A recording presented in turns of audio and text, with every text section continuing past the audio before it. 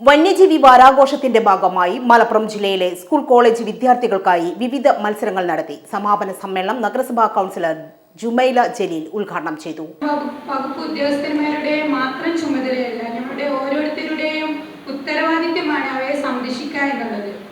അവയെ നമ്മുടെ വനവും വന്യജീവിയെല്ലാം നമ്മുടെ പ്രകൃതിക്ക് തന്നെ അത്യാവശ്യമായിട്ടുള്ള ഒരു ഘടകവും കൂടിയാണ്. അവയില്ല എങ്കിൽ മനുഷ്യരുടെ നിലനിൽപ്പ് തന്നെ സാധ്യമല്ല എന്നുള്ളതാണ്.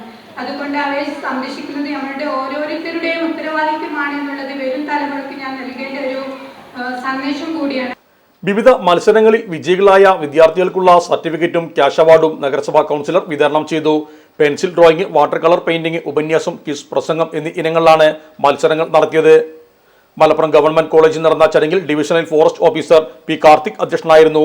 Social forestry deputy forest conservator Muhammad Zainul Abideen, Kozhikode divisional assistant conservator of forest MP Imthiyas, social forestry range forest officer PS Muhammad Nishal, Malappuram government college principal doctor Geetha Nambiar, NSS programme officer doctor S Asnath എന്നിവർ സംസാരിച്ചു.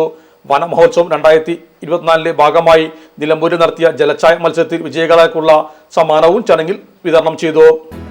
നമ്മുടെ സംതൃപ്തിയേക്കാൾ വിലപ്പെട്ടതാണ് നമുക്ക് വേണ്ടപ്പെട്ടവരുടെ സന്തോഷം.